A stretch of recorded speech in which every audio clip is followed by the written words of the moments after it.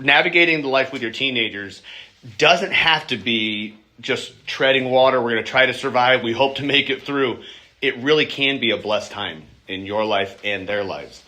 That's not to say it's ever going to be an easy time with them. You're like, oh, if it's difficult, it means we're doing it wrong. No, it means you're probably doing it right if it's difficult. When it's not, a lot of times it just means that we're being a little too passive. And we're like, oh, it's easy, we're just coasting. Most of us, if we're honest, trend towards reckless life decisions, sometimes still to this day. Teenagers, that much more. With the literal lack of a frontal lobe, they do not think in terms of what will happen when I do this. It's all about, this sounds fun. And there is no reaction to that point, or like, oh, this is going to do what to me when I'm 25? Like, that is nowhere on their radar. That is why God gave them you. Okay, and so that's your job at this point, is really to be their frontal lobe of their brain. Be like, don't do that. Why not? You'll die. Like that. But I still want to. Like, that doesn't negate it, right? So today I have 3 main issues we'll kind of talk about. If you were to talk about raising teenagers, there's a list. We literally just took 2 semesters worth to cover a parenting class in the church. That's like 22 weeks in a row that we did. And we have about 40 minutes this morning. So we're going to try to boil it down. But what I gave you on the one paper, 15 principles to remember, and then 15 practices to implement. We will try to jump over that quickly. One thing that I have a tendency to kind of err on the side of sometimes is I want practical things. When I walk out of a session, I'm like, I appreciate all of the background and the foundational stuff and maybe the theological ramifications of it, but what did you tell me to actually do?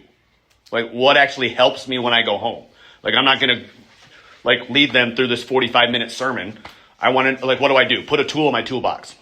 My hope here is maybe on the 15 principles to remember. Those are just kind of part of that foundational element. Remember that parenting is heart-focused, not behavior-focused. It's not so much about we just want them to match and look pretty in the box. We want it to be in here. So those are some of your biblical principles that are based on. The 15 practices to implement are things that maybe are some simple steps. Try a few of these. See if this will help you where you are. Schedule weekly one-on-one time. When, we have some people here holding a baby. At one point, that was you. They went everywhere with you. You had one-on-one time with them. They knew your voice. You were connected. You were close. The older they get, the more natural it is for them to run away and want to do things. Be intentional. Schedule time with them every week. When's the last time that you daddy-daughter date? Mommy-son date? We just sat down and actually, hey, I made a cookie. Let's just talk for a second. Schedule it, though. I found if we don't schedule it, it doesn't happen. Schedule that. Make that something super important. You look at your office schedule. You got all these meetings with all these people. Where's your kid in there? Schedule it. That's a very simple thing to try to do. No agenda, just connection. Ask better questions instead of just, how was your day? Be like, hey, was there anything that stressed you out today? Trying to go from just simple answer to figuring out how they felt about it even. Trying to get them to peel back some of those layers of I'm fine. Ever had tried to navigate through that one? How's your day? Good. Nobody else can get the one-word answer sometimes. Right? You're you even got a word? That's amazing. That can happen. Pry into it. Don't be satisfied with that. Try to go below the surface a little bit. Admit when you're wrong. Teaching them by modeling it. Hey, I'm sorry. I lost my temper. I yelled. I shouldn't have. Be willing to own up to that versus just hey, watch your mouth with me. Watch your attitude. Watch the way you talk to me. I think we should watch the way we talk to them sometimes. Sometimes we can model that. Share your story. No, I wasn't always as put together as I am now. I was a hot mess. So don't be afraid to share that. Maybe not all assorted details, right? We don't need to dive into those. There are some things I probably will maybe never share with my kids, but honestly, because if I put it on the screen, I'd be ashamed of it, of what I was sometimes at 14, 15, or 16. But I want to make sure they understand God can still do something great in your life because He's still working on me, and I'm glad I'm not where I was. And that can give them hope. Sometimes they're up against these impossible odds. They're I will never do that. Every time I try, I mess up. Help them realize that's why I'm here, is to help you get there. Create a distraction-free zone. Dinner, I think it's a great idea. Phones are nowhere in sight. And I would say this, don't let them even be in proximity. Right now, my phone is here because I have to record on it. But even just knowing it's there, we all have that natural tendency now to just, We just mindlessly pull it up, look at it, put it down. Anybody ever done that before? It's just a reaction. It's like an extension of us. Create times where there's just no distractions. The TV is off. It's not on background noise. It's gone. The phone's gone. And it's just like awkward silence. Eventually, you can learn to fill that silence. But you can't if it's never there. Create a distraction-free zone. Affirm more than you correct. Look for the good things and try to constantly extend those as well. We always sometimes catch our kids doing wrong. Catch them doing right. And when you do, make it a big deal. Be like, hey, I'm so proud of you for doing this without me having to tell you. That's a great thing. Teach them that's what you're looking for. Try to be more positive than necessarily negative. Establish clear but relational boundaries. Start to explain the why behind the rules. At some point, you have to go beyond just because I said so to explaining the rule. They need to know that. And that's not a matter of, well, then it's undermining my authority. No. It's actually reaffirming your authority because they realize you're an intelligent authority too. You make logical, practical rules based on biblical principle or based on best practice. They need to know the why behind those things. If they don't get it, they're going to eventually just not want nothing to do with it. Rules without a relationship breed rebellion. And so you want to make sure that there's a relationship behind the rules and they're willing to accept what those are. Pray with and for your teen regularly. How many of you would be like, if I grabbed my student and I was like, hey, we're going to pray real quick before bed. They'd be like, really, Mom? Really, Dad? Anybody else would be like, that almost might be a little awkward. It could be. Let them know you're praying for them. My wife is much better at this than I am. But sometimes at night I'll hear her just at the door praying with one of my kids. In earshot even of the other kids. And there's no denying that at least he knows Mom prayed for me. That's a big thing. And they want to know that. That shows them, even if they're all tough and they don't care, they need to know that. So don't be ashamed to do that. Pray with and for your teen regularly. Be present at their world. Games, performances, activities. You will always have more opportunities to get that side job. You'll always have more opportunities to try to earn a couple bucks. You get approximately 18 years with that kid. And I think the percentage I saw was 83% of the time you spend with your child is before they turn 18. That was a sobering statistic when it hit me. I was like, whoa. Because then once they move up and they're gone, it's so hard to connect again. Think about how often I spend time with my parents. It's a whole lot less than when I was at home. Be present, go to games. You're like, well, I've never done it before and they don't want me there. I can still remember hating seeing my dad at games because he worked second shift so much that until I was like 15, he was never at anything. And we struggled. It was hard. It was a fight. I remember the first time he showed up and I was mortified that my dad was at the game. I'm like, God, I hate that he's here. But I can still picture Sand Creek High School, the one game. I talked way too much trash to this one team one year and the game. And I told them, if we don't beat you by 10, it's a loss. And I was all sorts of amped up. Well, when I walked into the gym, their entire stands just started giving it to me. I'm like, oh, because they had just blown it up at like their school, their church, like this whole thing. And I remember during my game, like it was like brutal, like coming from those stands to me in a Christian school game too. But I remember watching as my dad stood up from our sideline, walked all the way down, walked up in the middle of their crowd and sat down and then cheered like crazy for me in the middle of the game. I still remember that. That's cool. So I'm just saying, be present. You don't realize just what they'll see in those moments, all right? I decided to tell your kids not to talk trash to the other team. That's a side note, all right? But be present at their world. Watch for heart issues behind behavior. Try to establish. Don't just be like, boom, good. I'm glad we stopped that. Look deeper. Try to investigate, why is this happening? Sometimes it's like, oh, I didn't realize that all day today they were getting told this by somebody at school and it was just wrecking them inside. They're heartbroken right now. It's not necessarily this brutal rebellion. Maybe there's exhaustion happening. I am not the same person when I'm exhausted as when I'm fully rested, especially children and teenagers. So watch for heart issues behind the behavior. Limit overscheduling. Leave margin in your family life so there is space for spontaneous conversations and connection. We are so busy today. Leave margin in there. That is a great thing for just that spontaneous conversation. You're like, but we're bored. Great. Like that's when kids' creativity comes out the most, and that's when family creativity can come out the most as well. So leave margin for your family. Avoid the overscheduling. Have regular family check-ins. Just create a safe space where everybody can share what's going well and what's not without a fear of overreaction. Like, well, I didn't like this. Allow them to express that and invite that in and let them learn that as they have a right attitude and expression the right way, they're welcome to go ahead and share that, and you guys can talk through that. That isn't always, once again, a direct contradiction to your authority. They have feelings, emotions, and all of these desires, things as well. Let them express those things, and they can learn to express them properly. If you have a healthy job situation, you have the ability to speak truth to power, is the terminology that way, where you can talk to your boss or your leadership and express a difference of opinion or express a problem without fear of reprisal. Our kids need to have that same opportunity, and learning there is a proper way to do it is something that's important. So have those regular family check-ins. Encourage responsibility and not dependence. Give them real responsibilities that can earn some money, that take time, that make them make decisions and guide them through the consequences. Sometimes I was laughing. One of my neighbors in my subdivision last night, was talking to him for a minute around a campfire, and he was pointing out his lawn. And he was like, "Oh man, I spend 2 hours every time because I mow it twice." And he's like, "I don't like any." Starting last year, I let my son start to mow my grass.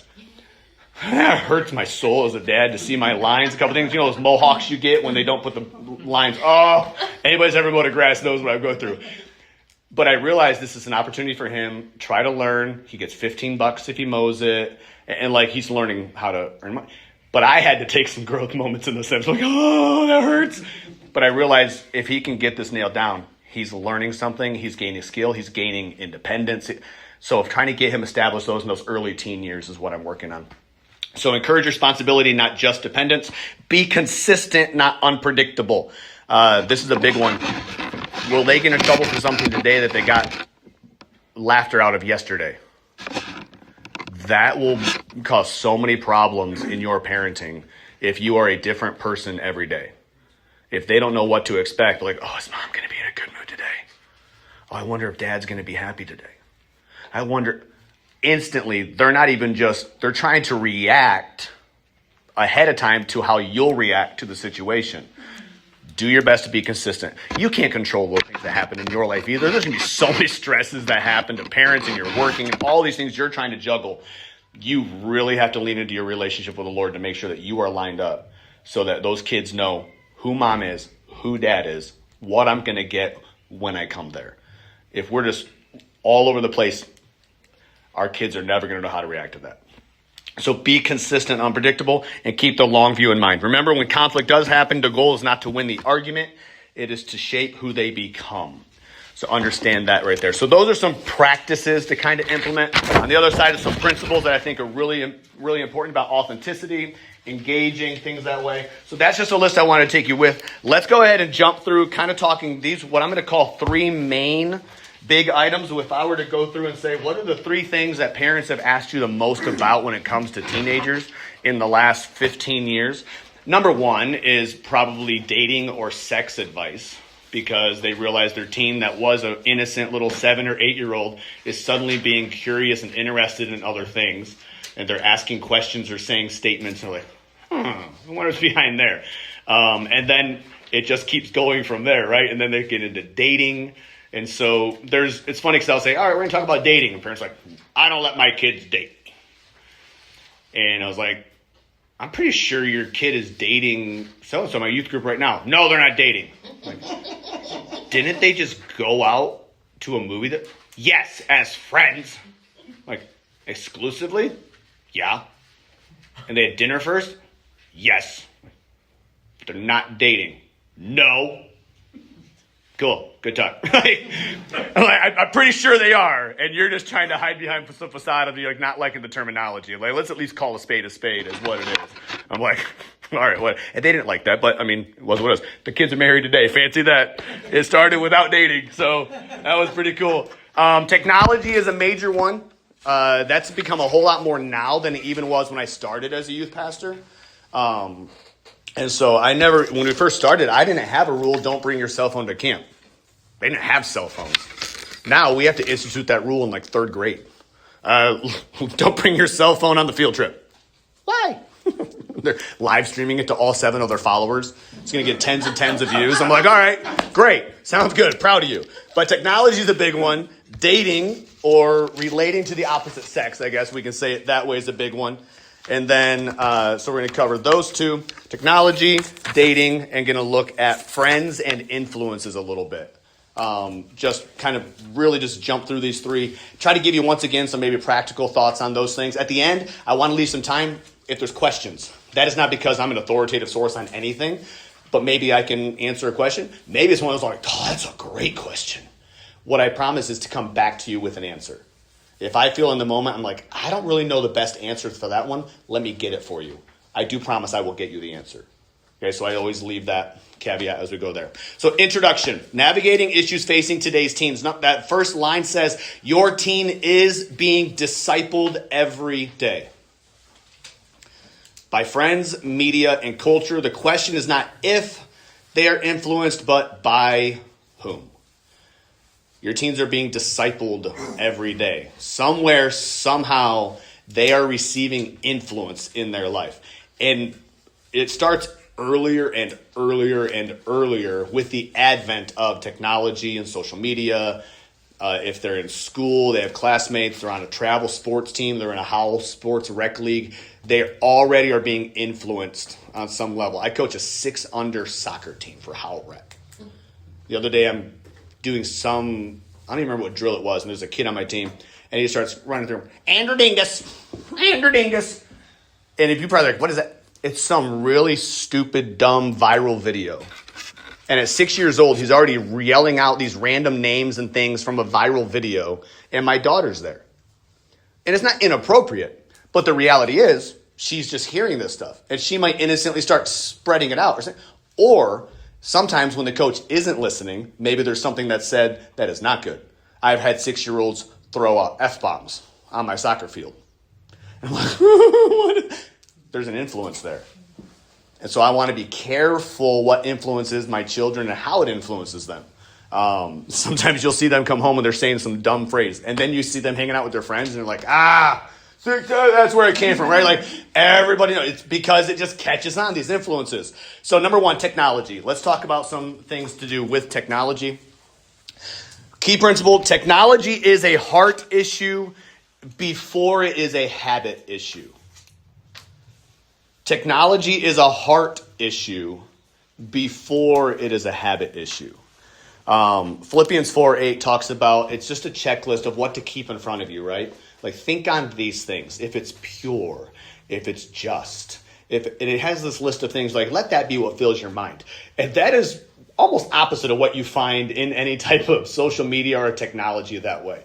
So here are some practical applications, if you will, when it comes to guiding digital wisdom or something related to technology. Number one is teach stewardship, not just restriction. Teach stewardship, not just restriction. Not just, hey, you have 1 hour of screen time, what to do with the hour. The idea of how best to utilize the time they have. Asking questions like, does this glorify God? And let them answer the question. As opposed to be like, hey, we don't do that because, fill in the blank. Now that they're teenagers or they're preteens or getting age, ask them. Be like, hey, do you really think that's something that we should be watching? Hey, do you think that was right? Because even in these kids' shows, sometimes there are things that are said that I'm like, ooh, I don't like that. Ask them. Be like, hey, what do you think about that? Let them speak into it. And what it does is it opens up an opportunity, not for a lecture, but for a conversation. You're still going to get your same truth across, but they now feel like they're part of the conversation versus just having to be an audience.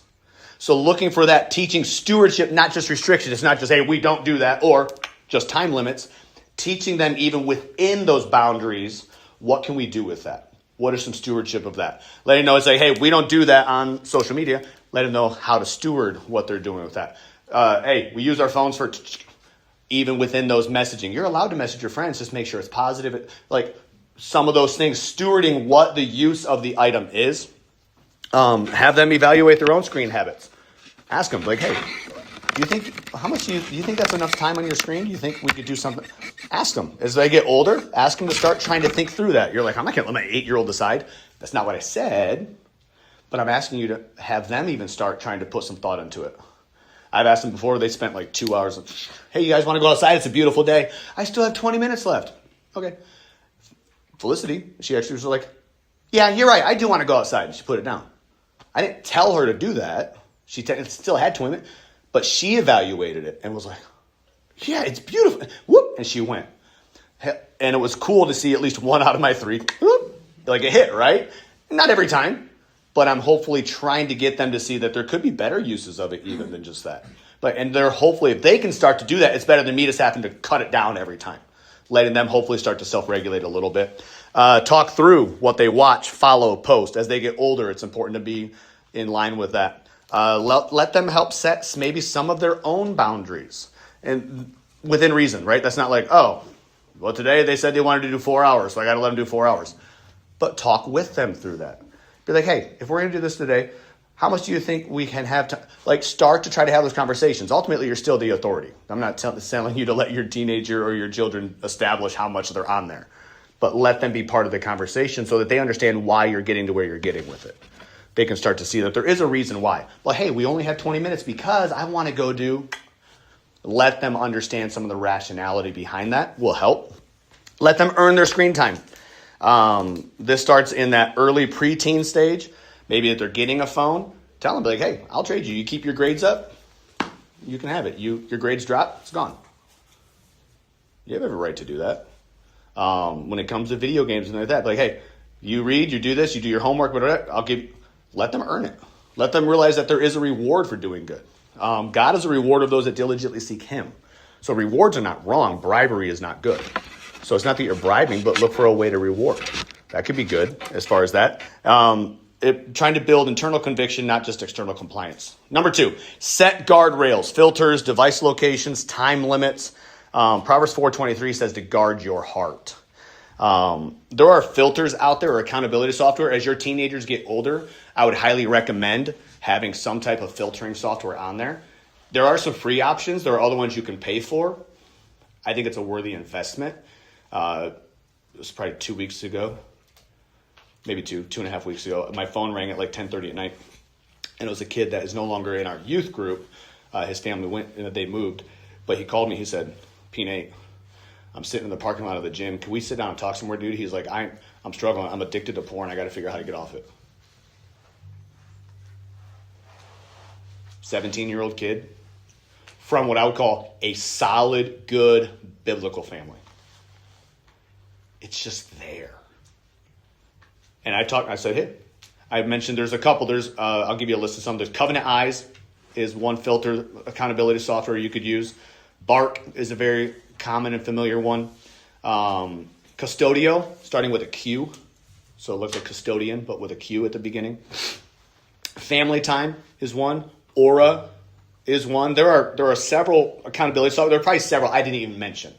Even some of your basic ones like Microsoft and some other ones have baked in ones. Apple has Family. There's some baked in things you can utilize, but some other ones that are essentially like screen sharing ones.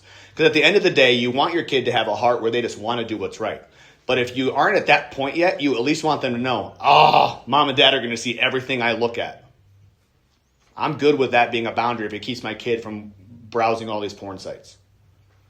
Or if I know they're getting on YouTube intending to be harmless, those algorithms are not designed to be harmless in any way. It is incredible. Did you want to watch? And you look at some of those, you're like, I did not want to. And yet all of us have that desire for the thing we're not supposed to have, that forbidden fruit, right? So having the software can be really good. If it's a matter of me having to give up a couple coffees a week and yet I can help protect the purity and mind of my son and my daughter, I'll make that trade all day. And so those are a couple software items potentially for on your phones. If they have a tablet, I would highly recommend having something on there. It helps them. It's not just about you having control. You're setting boundaries to keep them safe. If you're going to utilize technology in any way, have some type of thing on there that'll help with that. I would recommend keeping devices out of bedrooms at night. When I talked to that guy, he said that's usually, obviously, when he had his phone out. And I think probably everybody here, if you have a phone, you've probably done that late night, doom scroll, right? Looking at reels. Send it. Send another one. 3 hours later, I got to go to bed. Hey. And you're like, actually, it's too late. I'm just going to stay up for work. Keep the technology out of the rooms. Tell them at night, hey, you got to bring your phone to me. Hey, it's plugged in and it goes in right here. I had people that are like, oh, we plug it in and we leave it on the kitchen island. It's amazing if you're a pretty sound sleeper how easily they can sneak down there and turn that thing on and plug it back in. Kids aren't stupid. We were kids, okay? And we were pretty smart. And we had to get up and be like, click, click, click, click, click to turn the TV and keep the volume low. Not anymore, all right? Like, it's easy to sneak around, okay? Anybody actually do what I was talking about with the TV when I did that click, click, click, click? All right, yeah, there we go, my people. I say things with the teens and they're like, all right, boomer. I'm like, I'm not a boomer. Or maybe I am. Okay. Keep devices out of the rooms. I would, on some recommendation, I would say maybe hypothetically keep devices out of bedrooms at all times. Might not be a bad idea when my kids are playing their tablets during the living room in a public space. It just is what it is. People love darkness because their deeds are evil, is the premise. If I can get alone with it, I feel I have more freedom. And there's no rule book large enough to encompass a carnal heart, okay? So the idea of adding accountability is a huge thing. So like, hey, you're welcome to do that, but just sit on the couch. That way I can walk up at any time and just peek over your shoulder. That's fine. Add that layer. If you're like, well, we're struggling with technology, then definitely put these things in place. Know their passwords. You should be able to get into their device at all times. Know their passcode. What about their privacy? They're 15. They have nothing so relevant in their life at this point that they need that desperate privacy on their device. They don't. So know that. Even some of these apps, FaceTime, whatever, you'll be able to log in with your Face ID and all those other things. Have a backup password. You know how you can get into the device at any time. And you've been honest with them and tell them, hey, at any time, if I ask for your device, I expect to see it. Anytime. And I would tell you this, do it regularly. Because it doesn't take long to go through and just clear out and delete some things. Snapchat and other apps have backdoor channels into that where you can have other conversations and hidden things in there that you might not be able to access. There are ways to do that on social media, Instagram, all those different websites have those types of opportunities. And kids know them more than we do. And it changes so quickly. Check in regularly. And let them know in advance, hey, I've explained my consequences. If I find things on there that I don't approve of, you lose it. Hey, if I find a message that's inappropriate, you lose it. Hey, if I you're not surprising them. They just know clearly in advance. I'm giving you a privilege. With that privilege comes responsibility. And you're teaching them by doing that. But you're like, well, I'm respecting their privacy. Do that once they leave your house. If they are under your roof, you are responsible for what's happening there. And more than their privacy, you need to guard their heart and their soul. So don't be afraid to do that. It's going to cause conflict. Probably better to have the conflict there than to be sitting in front of somebody trying to talk through everything that happened as a message got sent or a picture got shared or something got looked at. So that. Number 3, model healthy technology habits yourself. Be careful how much time you spend on your devices. Because otherwise we're saying, don't do this, and then you're doing it. If you're trying to tell them, hey, stop being on your phone so much as you're on your phone. I just say that because I've been guilty of that. So model healthy technology habits yourself. When your kids want to come up and talk to you, put your phone down. I found myself doing this, I think, last week. Lorelai, my 6-year-old, was trying to talk to me, and I literally had my phone up. And I realized later I was just reading like an ESPN story. And my daughter, my 6-year-old, is literally trying to talk to me about something important to her. And I'm reading some stupid sports story about a team that could care less about me. And it hit me like halfway through. I'm like, what am I doing? And I had a conversation with my daughter. Be careful with technology. We can get sucked into it too, all right? So model healthy tech use yourself. Create some tech-free family rhythms. I mentioned earlier about device-free dinners. Family nights without a screen. Have a family board game night. You're like, that would be mortifying. Establish the habit. Something that you're doing as a family. Go for a bike ride. Go for a hike. Do something outdoors. Find things to do where the devices are not there. Trying to reestablish human connection. Teenagers today, I'm finding, are struggling with any type of human connection. Like they're so used to just texting everything that when they actually sit down with other humans, they're like, and they can't even talk. Let's start that back again in the home. And so I think that'd be a great thing to try to do. Try to find ways to do that. And I'll say this, we did like a board game challenge night a couple weeks ago with all the teens where they all had to sit around at tables and play board games against each other. It's amazing the interactions you end up seeing with teenagers over a stupid board game. Try to do it at home. Have a prize for it, you know. Like, hey, whoever, just do something creative with it. Try to get creative, get the phones out of there. But that's the idea, is prioritizing presence over your screens. And then number 5, train discernment, not just avoidance. That goes back to Philippians 4:8. Think on what is true and what is pure. You're helping them process content wisely. Ask them, hey, what message is that actually sending? They watch a movie, like, hey, what do you think they were trying to get you to realize from that movie? So there's always a message behind it. You watch any new like animated or Disney or family movie, there's messaging in there. Ask them. They're picking up on it. So ask them, like, hey, what do you think they were trying to say by that? Hey, when that little dinosaur went, what do you think? See if they can start to process so they're picking up on how that's working. Discuss media together instead of just banning everything. Teach them to recognize harmful influences. The goal is a teen who can make wise choices when you are not there. That is ultimately what you're working towards, is a teenager who knows when mom and dad is not here, I still know what the right thing is to do. Whether they do it or not ends up them being on them. But at least they are prepped for the choice. So when it comes to technology, you could spend weeks talking about all the pitfalls and dangers and benefits of technology. This is just kind of, like I said, we're trying to go super fast here. But that's kind of some of the things to watch for when it comes with technology. Teach stewardship, not just restriction. Put guardrails in place for their heart. Model healthy technology use yourself. Create some tech-free family rhythms. And train discernment, not just avoidance. Be like, I just don't touch it. Oh, it's just bad. Oh, no, teach them discernment. There's good and there's bad within the realm of technology. Help them learn to navigate that a little bit. Dating, or whatever terminology you want to use to describe it. Teaching relational wisdom. Somebody like, we don't date, we court. Okay. We don't court or date, we talk. Okay. We just hang out with people of the opposite gender. Like, whatever you want to call it, okay? Boys and girls, all right? I will say this. You're like, oh, I wish it just... You want that to be there. Like, I want my son to be interested in girls. It beats the alternative. That's a whole nother discussion. Like, if we're just getting real about it, right? You want your daughters to be like, oh, he's cute. Like, that's a good thing, all right? That was designed by God. Like, he literally was like, Adam, I made you this. He was like, whoa, man. And that's where woman came from. That was actually how that term came up. Like, most people don't know that. But, like, I'm here to help you with that. Some of you was like, that just hit. There it went. Got to get a dad joke. Got to get a dad joke in there somewhere, right?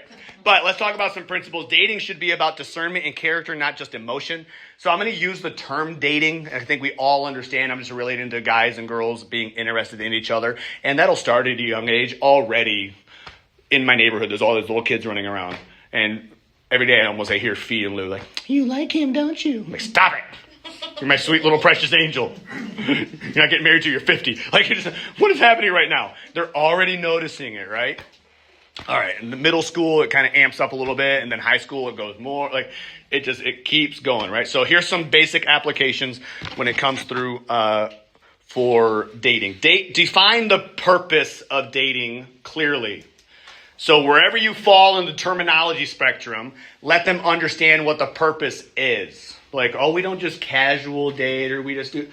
Let them understand that ultimately the reason why God made you interested in the opposite sex was because he designed you specifically, and then God made man and woman. Use that as a conversation lead in about what's the whole point of dating ultimately, which it really should be to boil down and understand what you're looking for in a mate and to find the right person to marry. That's the whole point. That's when people are like, I'm 7 and I'm going out with this 8-year-old. Like, that's no. Like, probably not, right? They're not even close to ready. That's why, like, Lord delivered me from middle school relationships. And so much drama that happens in youth group because of, like, 13, 12-year-olds that are, like, all exclusive. And then they're mad at each other because they're looking at another. I'm like, what is happening right now? And next day, they're totally in love with somebody else. So, but define the purpose. Have open conversations about why people date. Talk about how it should be intentional, not casual. Understand dating isn't just for fun or validation. It's about discerning character and the potential for a future spouse. It can clarity up front prevents confusion and heartbreak later. Is really what it is. You're just trying to have those conversations, and it intensifies the older they get, right? You're not going to deep dive about dating when they're probably 7 or 8 years old, right? But you're beginning to kind of talk through that as far as just defining the purpose. Like, oh, here's why. Set wise, agreed upon boundaries. Bible talks about purity again and again and again, unapologetically. Fornication, any type of sexual activity before marriage. The Bible doesn't want it because God knows that is a bad thing. And about that, he talked about it a second ago, like all the emotions and the hormones and things, they literally bond together. Any type of physical or sexual activity on any level literally creates hormones that mix together on a literal genome level, which then, when they break up, it literally causes heartbreak, which is why a kid can be so wrecked at 14 when they break up. Like, get over it. It was just a crush. They literally, if they ever held a hand, if they ever hugged too much, anything beyond that, have literally formed a bond on a chemical level with that individual. This is why sometimes when people get to 19 and they've had multiple close physical or sexual partners, it is so impossible for them to stay in a committed relationship. They've formed and broken, formed and broken so many times. It's literally chemically hard for them to remain committed in a relationship. That's one of the pitfalls of dating at such a young age, especially without good regulations and guidelines in place. So that's where it's set wise, agreed upon boundaries. Physical boundaries, what's appropriate and what's not. Time boundaries. This gets into, as you get dating, curfews, late night texting, etc. Situational boundaries. Are you okay with them hanging out in groups? Do they they can't be isolated? Or you can talk through what that looks like and be very specific. Boundaries protect. They don't just restrict unnecessarily. You're never allowed to talk to a girl. Well, probably not the greatest boundary. Stop looking at a boy.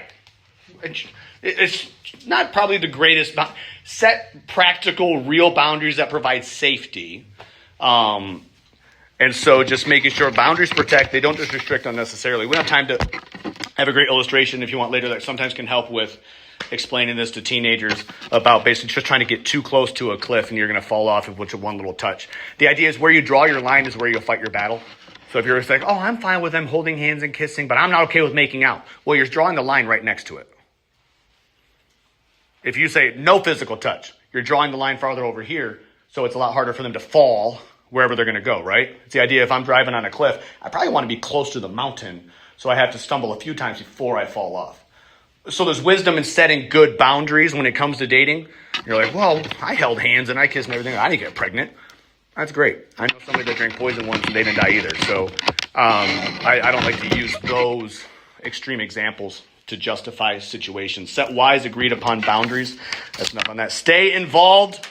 As you start to realize they're interested in the opposite, stay involved. That doesn't mean, oh, we're going to talk for 3 hours about their dating relationship. No. Know what that name is.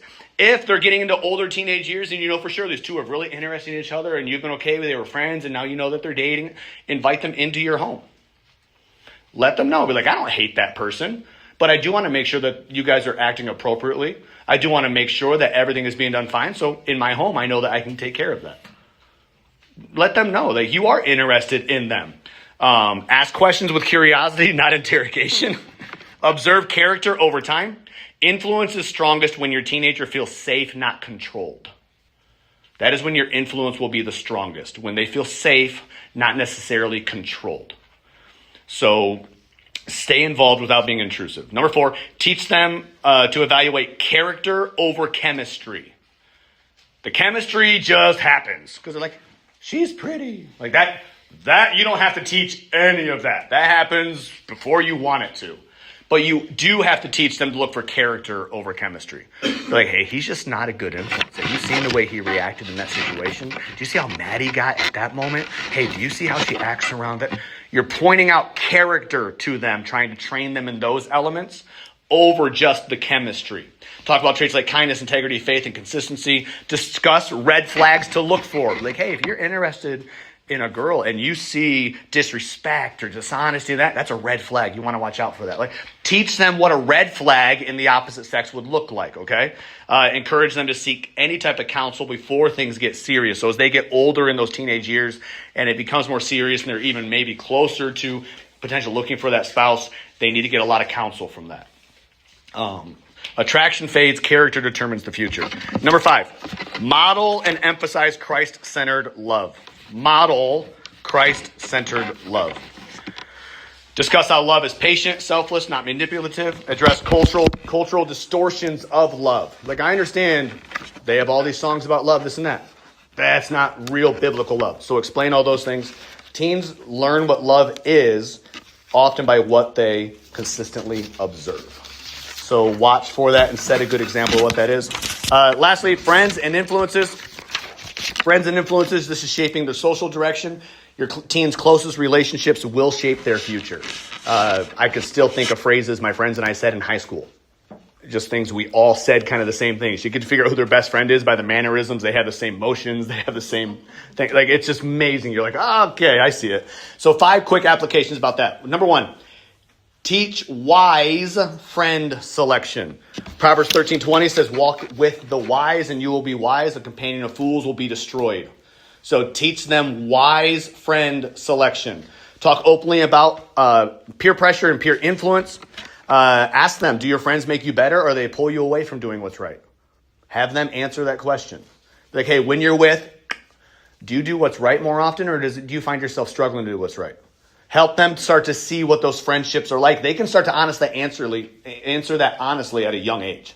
They can see that for what it is, and probably more honestly at a young age they'll actually answer it. Encourage friendships with those who share positive values. You're training discernment, once again, not just issuing warnings. Number 2, stay aware of their social circle. Proverbs 27:23 says, know well the condition of your flock. Who are my sheep hanging out with? Know that very well. Learn your teens' friends' names and personalities. Know who they are. Oh, that's Billy. Oh, that's Susan. Like, learn that. Know that. Follow up on who they spend time with and where. Keep communication open so it doesn't necessarily feel like an interrogation, but awareness builds influence without creating rebellion. You're just trying to get to know, hey, who's this Jim you keep talking about? I haven't heard you mention him before. Oh, this is a new kid. Or what? Get to know those names. That lets them know that you're involved and interested in their group of friends. They don't care about your group of friends. They're all old, but they're so in on theirs, right? Show interest in that. Show interest in that age. Make your home a gathering place. I think this one is huge. Make your home the place where they want to invite people to. That's major. Not just because we're like, well, I don't have a nice home or I'm self-conscious about people getting there. It's not about that. It's about you want your kids to love your home, be around you, and have their friends be around it. You want that to be the case. Not because you allow things that shouldn't be allowed, but just because you let them be kids. They can laugh, they can joke, they can hang out. You'll get them pizza rolls. You'll do whatever it'll be. Like, you'll be part of it, help them out with it. But you also get to control the narrative a little bit there.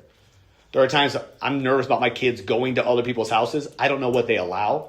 I don't know what their standards are. I don't know what their rules are. And I know growing up, I wanted to go to the house that I could get away with most of the stuff. That was who I was. I don't know if anybody else is like me, but the chuckles tell me probably a few of us.